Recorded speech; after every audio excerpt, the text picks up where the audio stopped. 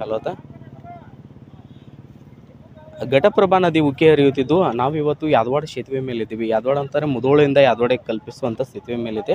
ಆ ದೃಶ್ಯದಲ್ಲಿ ಕಾಣ್ತಾ ಇದ್ದೀರಾ, ನೀರಿನ ರಭಸ ತೀವ್ರವಾಗಿದೆ. ಜೊತೆಗೆ ಏನಂತಂದರೆ ಇನ್ನಷ್ಟು ಕ್ಯೂಸೆಕ್ಸ್ ನೀರು ಹೊರಬಿಡಲಾಗುತ್ತಿದ್ದು, ಆ ನಿಟ್ಟಿನಲ್ಲಿ ಈ ಒಂದು ನದಿಯ ಪಾತ್ರದ ಜನತೆ ಹಾಗೂ ಸಾರ್ವಜನಿಕರು ಎಚ್ಚರಿಕೆಯಿಂದ ಇರಬೇಕಂತ ತಾಲೂಕು ಆಡಳಿತ, ಜಿಲ್ಲಾಡಳಿತ ಈಗಲೇ ಒಂದು ಮನವಿಯನ್ನು ಮಾಡಿದೆ. ಅದೇ ರೀತಿ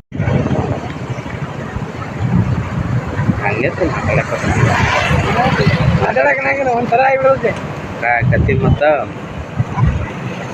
ನಡು ಬೇರೆ ಬಿಟ್ಟಿದ್ನಿ, ಪ್ರಾಕ್ಟೀಸ್ ಇಲ್ಲ ಅದಕ್ಕೆ.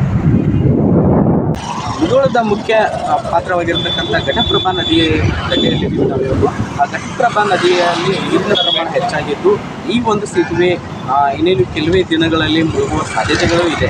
ಯಾಕಂತಂದರೆ ಮತ್ತೆ ಏನಾದರೂ ಬ್ಯಾರೇಜಿನಿಂದ ಹೆಚ್ಚಿನ ಮಟ್ಟದಲ್ಲಿ ಕ್ಯೂಸೆಕ್ಸ್ ನೀರು ಹೊರಬಿಟ್ಟರೆ ಈ ಒಂದು ಸೇತುವೆ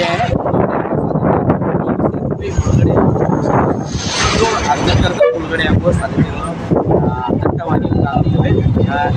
ಕಳೆದ ಬಾರಿ 2019ರಲ್ಲಿ ಹಾಗೂ 2020ರಲ್ಲಿ ಬಂದಂಥ ಪ್ರವಾಹದ ಭೀತಿ ಮತ್ತೆ ಎದುರಾಗುತ್ತೆ ಅಂತಂದು ಒಂದು ಜಿಲ್ಲಾಡಳಿತ, ತಾಲೂಕಾಡಳಿತ ಈಗಾಗಲೇ ಮುನ್ನೆಚ್ಚರಿಕೆ ಕ್ರಮಗಳನ್ನು ಕೈಗೊಳ್ಳಲಾಗಿದೆ.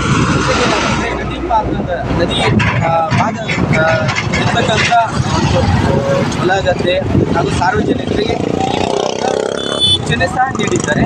ಆ ರೀತಿಯಾಗಿ ನಾವಿವತ್ತು ಈ ಒಂದು ನದಿ ಹೇಗೆ ಮೂರುಗರಿತಾ ಇದೆ ಅಂತಂದು ಈ ದೃಶ್ಯದಲ್ಲಿ ತೋರಿಸ್ತಾ ಇದ್ದೀವಿ.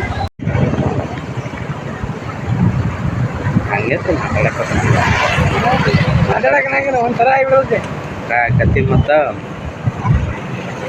ನಡು ಬೇರೆ ಬಿಟ್ಟಿದ್ನಿ, ಪ್ರಾಕ್ಟೀಸ್ ಇಲ್ಲ ಅದಕ್ಕೆ.